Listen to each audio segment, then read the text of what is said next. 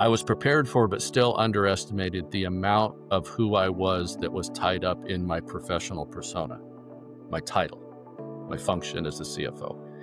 And it took me about 6 months to just kind of get through that. I'll call it grief. It was actually an element of grief. I think it looked like grief. Fortunately, I was doing it in a place that was embracing me in my new role, and a lot of really cool stuff was going on. Welcome to Encouraging Leaders, a podcast that exists to remind CEOs and aspiring CEOs that you do not have to lead alone. I'm Mark DeBron, and today I'm joined by a dear friend, a long-term partner in leadership, Kevin Thompson. Kevin, actually, I got to lead together over a 10-plus year period over at Cambridge Air Solutions, and I just fell in love with his leadership, watching him help others grow and speak into my leadership and to theirs. He has a strong family, a beautiful group of 7 of his own kids, and he and his wife have just built such a beautiful home for them. And then he's also got grandkids. I think he's getting up there now, 7 plus, a couple coming on the way. So great to know that leadership doesn't just stop at business and it goes in every area of your life. Kevin, welcome to the show. Thank you, Mark. It's wonderful to be here. Yeah, it is pretty cool that I get to invite friends who I really respect to come over and just have a conversation about leadership. And I do start the same way with every guest. One question, I think it's because I needed it so badly. I needed to know that I didn't have to lead alone, and you were part of that. When you think about your own leadership and going back through the stages, going all the way through up to COO, CFO, and now to leadership coach, when did you learn in leadership that you didn't have to lead alone? That it was such a great question to reflect on. And I was struggling a little bit with it. And then it just came to me. It was about 20 years ago. I was working for a company here in St. Louis, and we were doing a pretty significant expansion of a business line that we had. And I was asked to lead it. And so it was operational. My experience was primarily supply chain finance and operation, not in operations, but finance, mostly in accounting. And so I was CFO, I was leading, I was doing a lot of neat, fun stuff that I was felt pretty capable in. And then I was asked to lead this expansion, and it was with our largest existing customer, and failure would have been catastrophic potentially to the existing line of business. So pretty high pressure. I had to get it done in a year. It was an expansion from about 50 people in a single plant in Tennessee to about 500 people in 3 plants across the US. And we had to be producing high quality within 12 months. The president asked me to lead it, and I agreed to do it. And it took me about 4 weeks to realize I had stepped in it. I was in way over my head. I don't know what I had said yes to, but I was scared. And because I figured I can do this, I've done everything else I've done. I just go in and start doing it. And there was a gentleman, his name was David. He ran the plant in Tennessee, and we had actually bought the business from him. And I went to David and I asked him if he would travel with me for that year, if he would basically be my mentor, if he would stick like glue to my side. And he agreed to do it. He had 2 young children. He agreed. And he and I basically traveled about 70 or 80% for the better part of that year, became dear friends, and just respected each other. And I don't know what I would have done without him. When I think back on it, what I realized was I think it was actually fear and insecurity that was convincing me that I had to do it by myself. It was actually a way to compensate for my own fear and insecurity. But then when I realized that, the magnitude of the implications and the magnitude of the implications for failure on it were large. Mm-hmm. And having somebody and then experiencing it with him, just watching him, he was so good. He was so good with people. He knew the business. He'd forgotten more than I ever knew. And then his grace and just walking with me as we did that together, I actually give him most of the credit for it was successful. We did it successfully, and I give him a lot of the credit for it. Stayed connected with him for a number of years after I left the company. And I think I realized then, okay, yeah, no, this isn't even, not that I can't do it myself. It's not supposed to be done alone. I think Yeah. that's when I really realized this isn't supposed to be done alone. And then being able to expand that to not only like my peers, but, my subordinates, my peers, people above me, whoever, that I really needed to walk with all of them. And I had a little different role in that walk with each of them, right? And then I think that's when I really started really enjoying my work, was when I Yeah. realized that, yeah, this isn't supposed to be done alone. It's supposed to be done joyfully with other people, and then just find those people. I love that you called out the fear and insecurity. It looks like bravado in my life. Whenever I was trying to do it alone, it looks like I'm confident, but I'm just scared little boy. And I'm like trying to just show up and act like I know everything, but I really don't. And that's what kept me doing it alone. And so then shifting that, I'm amazed at how fast you were able to shift in 4 weeks. You're like, wait a minute, this isn't going to work. You don't like failing. I don't like failing. And so what is so consistent in the stories is that you were given responsibility that was greater than your competence or capability. So you were watching it and saying, if I do it the way I've been doing it, I'm just going to fail. So I'm going to have to find a new model. And it ended up being a better model, one that, gives you joy and it can be expansive and you can do it forever. And you've been now doing that, leading like that for 20 years, not alone with other people. And then I hear the joy in your heart about sharing it with other leaders. Like, wait a minute, guys, we don't have to do this alone. Like you can teach that and now you can coach that Right, into other right. humans. What a powerful story. I hope David gets a chance to hear this. Man, I've lost track of him, but I'm sure I could track him down. But Yeah. yeah, it was really interesting. I think having really two external factors. One was the potential for failure, and time was an external factor that I think that helped. The other was I really deeply loved and respected the man that asked me to do it, and I didn't wanna fail him. I didn't like, I really, really didn't wanna fail him, and, so just having those external things, I think when you mentioned how fast it happened, I think those were the things that drove me to doing it faster than I normally would, right? Yeah. Yeah. Well, it's really good. I know that you and I worked together, and your primary role in that time was CFO, and you played COO as well. You had a lot of capabilities that moved to a lot of different places, but you're shifting into leadership coach now, and you're actually pouring back in like all of your energy back into future leaders and building up and doing that. What motivated that change for you? And probably a couple of things. One was, well, a few things really. I think one, especially at Cambridge, having people like you and others model that coaching mentoring for me and how effective it was in my own leadership life. Then, anytime somebody does something with you that you really enjoy, you kind of naturally want to do it with others. A lot of people do. And Hmm. and so I think that was one thing. Another was when I turned 61, I realized that a couple of things that I wasn't enjoying the work as much anymore. And for what the company needed, I think to kind of take it to the next level that they wanted to go to, that they actually needed a different set of competencies than I had. And so those two things thankfully aligned. And I just realized it wasn't serving me and it wasn't serving them to stay in that role. But I loved Cambridge. I love Cambridge. I didn't wanna leave, and so I just went to the leadership team and said, "Hey, this is what I'm doing. I'm giving you a year's notice. I would love to do something else here. I don't know what that looks like, but I would love to do it." Long story short, we had this coaching role that we had talked about but never funded in the budget, and they said, "What about that?" Well, you and John and had gone through Marshall Goldsmith and spoke so highly of it, and I thought, "Well, yeah, why don't I spend the next year doing the training and then, yeah, we'll run the experiment. We'll do it for a year. I committed to 3, we'll do it for a year and we'll reevaluate." And, I have never been sorry looking back. Being able to do it at Cambridge where I have a lot of experience and I know people. One of my first coaching clients was our current CFO. I still coach with him and, that I'm able to bring a mentoring perspective to him. I can help him because I'm familiar with what he's going through, but I've loved every minute of it. Like that transition it was really easy. I did go through I'll just say this to people that are listening that are anticipate the change, especially professionals, high level professionals. I was prepared for, but still underestimated the amount of who I was that was tied up in my professional persona, my title, my function as the CFO. And it took me about 6 months to just kinda get through that. I'll call it grief. It was actually an element of grief. I think it looked like grief. Fortunately, I was doing it in a place that was embracing me in my new role, and a lot of really cool stuff was going on. But I went through it. But Yeah. you have to be sure not I had to make sure not too much of me was wrapped up in that persona.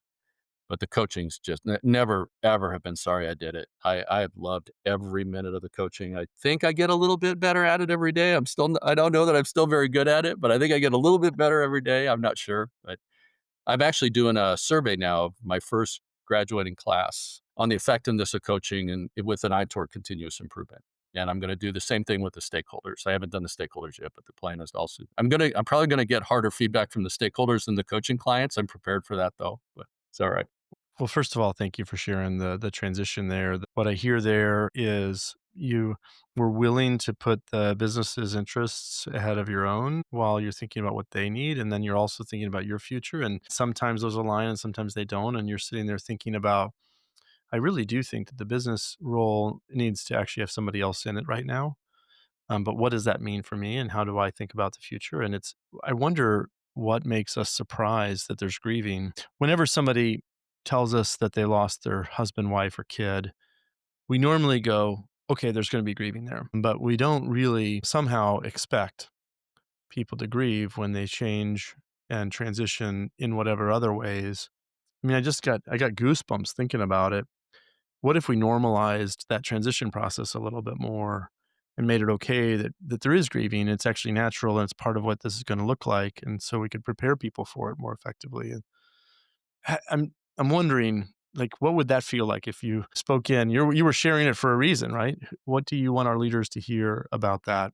I think maybe a couple things. When you have somebody that you're leading that has had a long tenure with your company, especially, I think long tenured people, just get inside it with them, help them prepare for it. Obviously, I have a lot of friends my age that are navigating those thoughts of retirement or early partial. I mean, a lot of us are partially retiring now as a transition, and I've been kinda inviting myself into that with this same kind of mentoring about, "Hey, be prepared for this," and just talking to them about, "What else do you have going on? How are you gonna spend your time, and where do you see yourself identified if you're not identified as X?" And, it's been received really well by everybody I've done it with, the 3 or 4 or 5 people. But for leaders, like, if you're doing it, be prepared for it. Just know it's coming, embrace it, just kinda let the wave take you, but have people there with you that are disclose it to your spouse or your significant other, disclose it, let them know you're going through it. I was real open with my wife of 40 years on it. Like, "Hey, I think I'm gonna go through this. I am going through it," so that she didn't feel freaked out about it. Mhm. And then if you have people that you're helping through it, yeah, just step into it. Just step Yeah. into it. Well, for those that are listening, the CEOs, several CEOs that I work with have transitioned roles as we coach. They might be playing president and CEO, and they're now hiring a president into that next role. And it ends up, there's a little bit of grieving that happens because there's a difference in role now. And some of the CEOs have moved into chairman roles and they're hiring people to run their businesses. It's actually a step up and out. It's a step up what you did, but it's still normal to grieve. The only question is if you let that fear of grieving hold you back from actually taking the step Right. that it Right. sounds like you knew you wanted to take. So, congratulations for making that transition. Appreciate it. Yeah, I actually did. I helped onboard the new CFO for 2 weeks, and then I took a 3-month sabbatical. I just got out of everybody's hair. If you need me, call me. It's all good, but he needs to create a space. It sounds like a healthy discipline for anybody making a major transition to market with either a sabbatical or a time off or a trip or some way to acknowledge to both sides that it's a difference here. In your leadership coaching, what's some of the most frequent leadership goals that they are selecting in their process? What are you seeing them work on? Yeah, I would say the top 2, and one of these actually surprised me. One of the top 2 is navigating emotional triggers. When you are emotionally triggering, how do you represent yourself in that time, in that moment, and how you navigate that trigger? And you and we have such a wonderful history on this one, and I'm actually glad I'm coaching on it because I actually feel qualified because I've done so much work myself on this very topic. Because you've been triggered by many, many, many, many times, and most of them Well, start with Mark. no, no, not at all. But I have an adult lifetime of emotional triggering. So I've done this work. My primary emotional trigger is you're not listening to me. And if I don't think you're listening to me, and then I'll get defensive. And then if you get defensive, I'll counterattack and it'll just be we'll just circle and kill each other. And it happens. The beautiful part, not beautiful, but the interesting part is it's not unique to our work relationships. Like if we're emotionally triggering, we're triggering everywhere, anywhere we're feeling those emotional triggers. And so if I can work on it with somebody at work successfully, and what I get to do is I get to share what's worked for me, what hasn't worked for me, what I've read, just everything. I think one of the most rewarding things is when somebody sits down with me and we talk about, the last couple of weeks and we talk about, okay, tell me about some emotional triggers that you navigated and how'd you recognize the trigger? How'd you handle it in the moment? And they'll start talking about an experience with a spouse or a child rather than an experience at work. And I try to be real careful because I'm not a therapist, I'm not going to get into Right. therapy, but the emotional impact on them when they're successful is dramatically, emotionally dramatic. And then their ability then to circle back and translate that same feeling into their work life when they're triggering because they have that success to draw upon and what it feels like. Because when you fail at it, you feel guilt and shame. And when you succeed at it, you have that reinforcement to say, I didn't think I could do this. I can actually do this. Like I can handle my emotions in the moment and I can actually turn it and make it like super productive. I can turn it into curiosity. Right. When I can turn an emotional trigger into authentic curiosity in the moment, that's like Mhm. graduate level stuff for me, right? You know what I'm saying? It's interesting. I mean, I think that, not all of I wouldn't say it's the most common selected goal at the CEO level, but all of the goals end up in working on emotional triggers. So if the goal is to delegate more effectively, or if the goal is to make stronger decisions and collaborate with those, or if the goal is whatever the goal is, it ends up hitting emotions. And so I think it's such a powerful thing. And whether you call it out as the goal or whether it just becomes part of the work, the power of emotions and what it does to my leadership if I'm not aware of and if I'm triggered and unaware, and the difference between when I'm aware and it happens and I'm sitting there deciding how to respond, so Yeah, powerful. it's it really that's a great call out. It really is. It's inside everything. I Yeah. think that the other one I'm encountering most commonly, and just for clarity for your audience, I do mostly like C-level and below. So I do coaching at Cambridge, all the way from line level supervisors who are brand new to leadership up to C-suite. So and everything in between. So a little bit different in my coaching clientele. The other is clarity on expectations as a leader. I don't remember where I read it, but the kind of the critical few. What are the critical few things that are important to you, and how are you communicating that clearly to your team? And how are you creating expectations around delivering on those critical few things? And so a lot of it, what I'm finding is my leaders struggle a lot because I am dealing with some younger leaders that are new to leadership but even even older ones. How do you consistently, sustainably create that method of renewing the clarity, creating reasonable expectations? I don't like the word accountable, but how do you create a system of accountability, delivery, Yeah. and been working quite a bit. Surprisingly, it feels like quite a bit on that.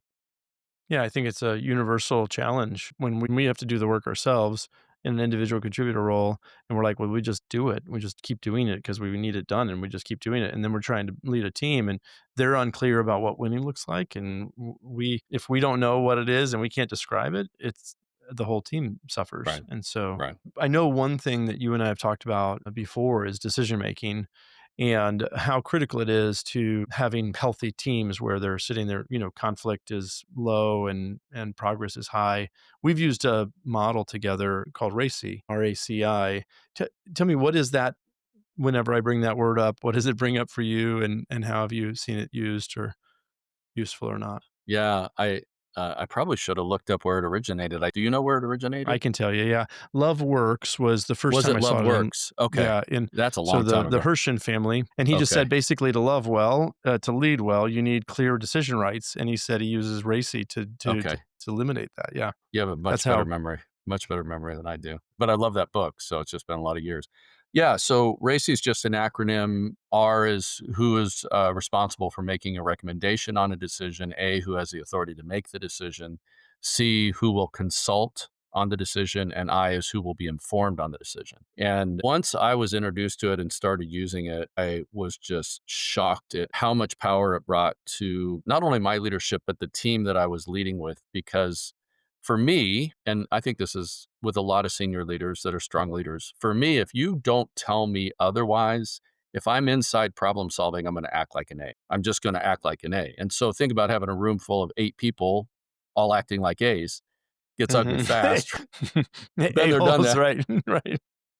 Just A's. I Yeah, didn't you take say, it any okay, further than yeah. A's. Well, Yeah, I yeah. mean, that's what it sounds Yeah, like. It's like, yeah, yeah, a bunch of yeah, people saying, "I'm yeah. gonna be the one who has this thing. Right. I'm in charge." And Right. I remember we'd be inside that struggle, and somebody else would stop and, hey, let's racy this. We use it as a acronym and as a verb. Let's Yeah. racy this. Who's the A? And then we'd look around the room and say, oh, so and so is the A. Okay, we have clarity on the A. Now who's the R? So and so is the R. Well, then I'm relieved of both. I'm like, I have no desire, no, it's okay. Now, am I a C or not? That's the only question you have to ask. And if you want my C, I'll be the best C you'll ever have.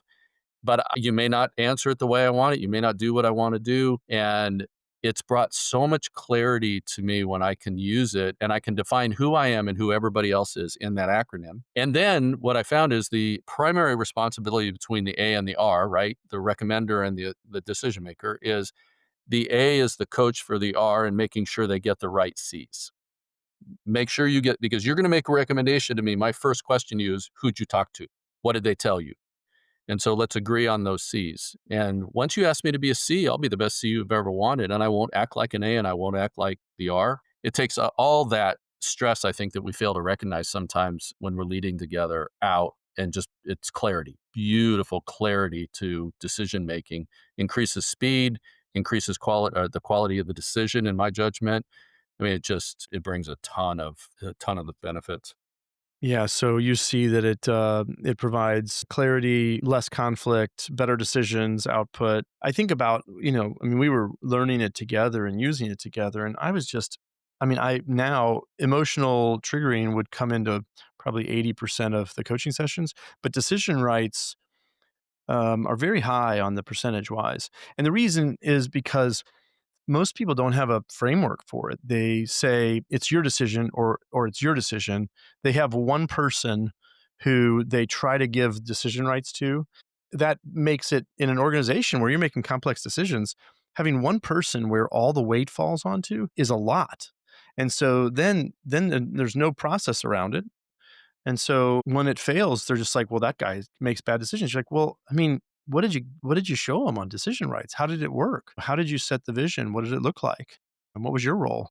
When you were using it, because Mhm. you're a fast processor, fast decision, like you're in your leadership, my experience is you're a pretty fast processor and, fast mover. When you used it, did you find it altered your pace at all? Yeah, so what it did is it made my pace wise instead it made it, appropriate for the decision structure, like, whatever decision we were making, it made it that fast. Like, it never slowed me down. Once you guys all understood it and we could basically call it out, I'm getting the C's together and I'm going to ask, because I could do it over voice message or a one on one meeting, and I would get solid consult. And then I would go in and say, this is what we're going to go do. And I could do that literally in 25 minutes with technology, or in one meeting. I would just say, we're going to make this decision. I'm going to make the recommendation, go. And you guys consult with me. And you would do it well, skillfully, because we practiced it. You would just say, this is what I would do. And I would hear everybody's input, and then I was ready to go. So it just gave me extreme confidence to execute against a better decision than I would have made alone. I almost always adjusted the decision, either on timing or communication or some way based on the consultants, because there was a lot of wisdom in the consultants. Right. And, Right. and then when I made the decision, I knew where everybody stood on it, my whole team ready. And everybody was like, yeah, we gave our word and let's go. I mean, that one item was so powerful for us as a team, and it has been for everybody that follows it on the coaching side. I have one person that I coached that very fast decision maker and could leave people behind, like in the speed of the decision making. And we used Racy, I'll call it, to slow this person down a little bit, but it did what you actually said. I don't think it slowed them down, but it created alignment around the decisions. It might have slowed a touch, but not material. But the second guessing went away, the frustration, the resentment, all these things that were happening as a result of the fast decisions that weren't getting any C's. Getting the right C's. Yeah, or very few. Yeah, not the right ones. When this person felt the success with it, they just embraced it. They're using it constantly now, which it just like me, just embraced it. Like I use it at church, in my church leadership. I mean, I use I use it a lot of Yeah. places. I tried to bring it home immediately, and I got a little bit of pushback, but now it's actually installed well, and so when we're making decisions at home, it's just like, well, who needs to be making the decision? It's okay. And what I think about is that it can be adjusted. You could play the A and I could play the R, or I could play the A and you could play the R. It's okay. In organizations, normally you have authority levels that you can set. For those that are listening, I'm going to go ahead and put a little link to a little bit more background on RACI if you want to be thoughtful in using it. It is a powerful framework for decision Yeah, making, really is. and it's improved every place that I've seen utilize it. If we go back into your leadership and you think about like the first major step up, it feels like it might be that step up into the leading that project or wherever you want to call it.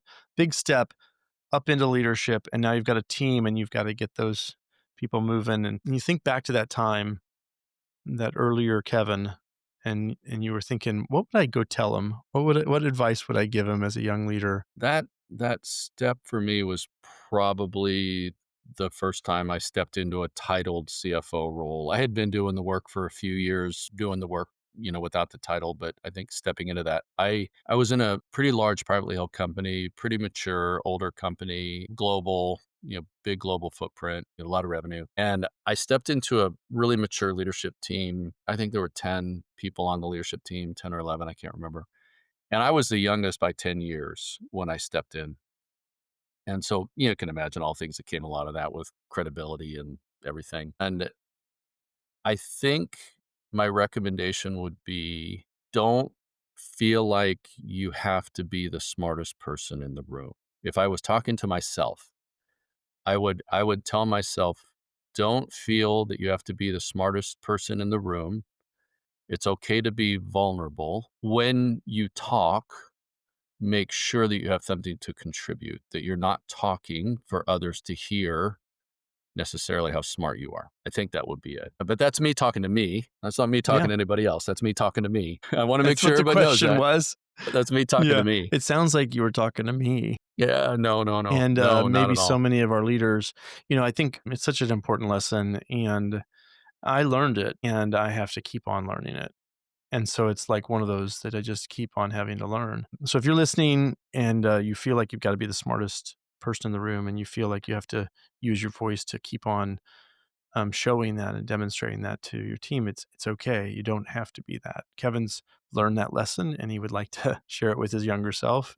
He's definitely shared it with me before. I need that lesson over and over and over because I don't need to be the smartest person in the room. The listening and contributing when you have something to contribute, and just being okay with however much that is so powerful, and it's so authentic, and it's better leadership. And so, Kevin, thank you so much for sharing that with the folks who are listening.